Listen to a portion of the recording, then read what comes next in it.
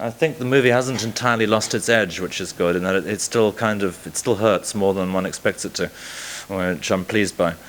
I mean, it's very much by now the shape of future's past, and that some things have changed. Like, we now realize that smoking will probably be illegal in the future, which I think is one of the only things the movie really gets wrong. Everything else looks like it's probably likely to happen.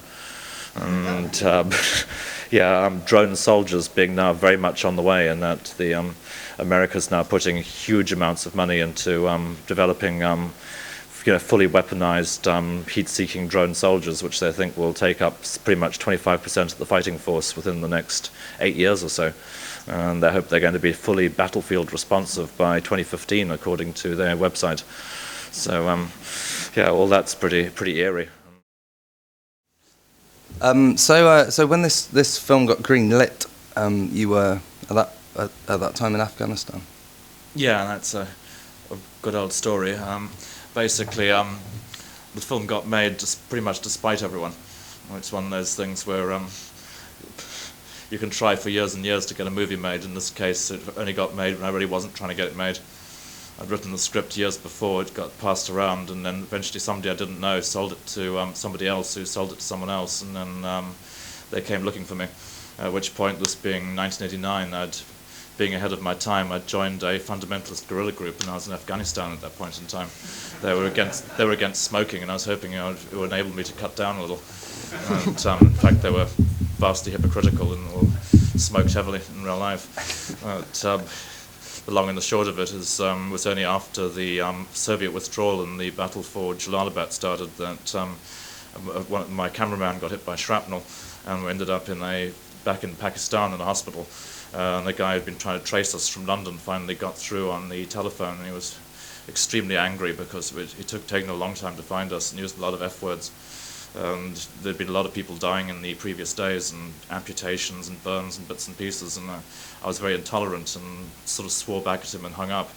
And then Paul Tribet's, the guy who later ended up running the film council, actually hired my ex-girlfriend to get me back and to eventually get me to sign the document which assigned the rights to them. But it was a tricky business, and really only happened pretty much against my will. And then we got transplanted very rapidly from Afghanistan to the Roundhouse in Camden, and basically shot the whole thing for 800 grand back then.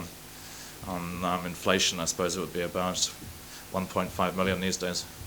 Still considered nothing. Right? Yeah, it's about whatever it is, 120th of Terminator 2's budget.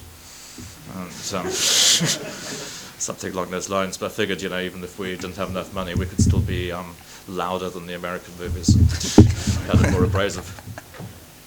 Yeah, I mean, that's one of the things about the film. Like, as usual, like at the Edinburgh Film Festival this year, I watched all the new British films that come up that we're supposed to get really excited about. And I think, I don't know, if I saw Hardware, like, in the Edinburgh Film Festival as a new British director, what I'd be most blown away by is the fact that the budget was so small, but the visuals are so they suck you in, and there's so much going on, and you seem to have maximised the budget, in clever ways.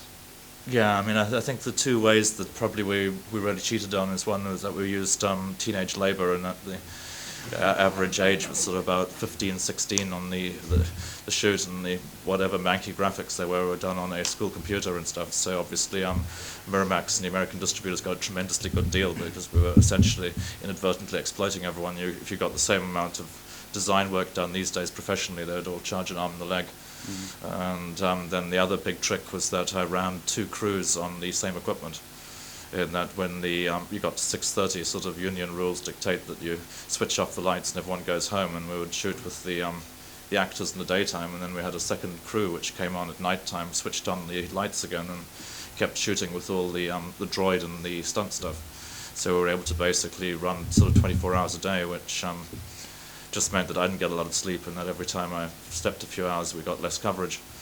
But it did mean that we got a lot more angles and a lot more coverage than you would normally get on like a 5-week schedule. Yeah, you were saying earlier that you shot the end of the movie before the beginning.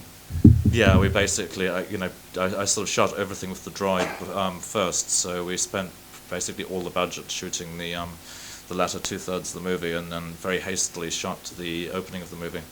So scenes like the conversation with the dwarf, all of a sudden the coverage is very static, close-up, sort of long shot, and it's kind of, we're shooting huge numbers of pages in just a few hours to try and make up for all the stunt work in the second half. I always like the creepy kid story, the creepy kid on the set, the 14-year-old with the bags under his eyes. I was quite surprised, you know. One of the gore effects people. Right, we're talking about, Chris Halls. Chris Cunningham. Yeah, well, now he's called Chris Cunningham, but back then he was called Chris Halls, and he'd just come off Hellraiser. He was only 15 at the time. He'd already done Pinhead on Hellraiser.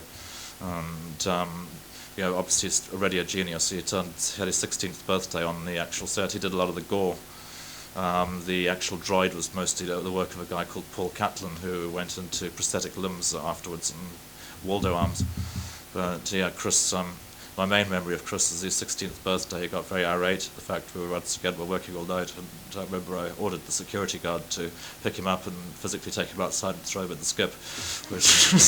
But of course, afterwards he went on to work for, first of all, Stanley Kubrick on AI, which never got made, but he spent years and years and years building the then little girl droid for AI, which didn't in any ways resemble the Spielberg movie that got made later, so I never could quite understand what the relationship was with the discontinued Kubrick project, which was a little girl droid in an ice age, and the Spielberg film that eventually happened. I think somewhere along the line Chris decided it was easier for him to direct himself and changed his name and became Chris Cunningham. But there were a lot of funny people in the background in this one. And they were, all too young. None of them paid enough.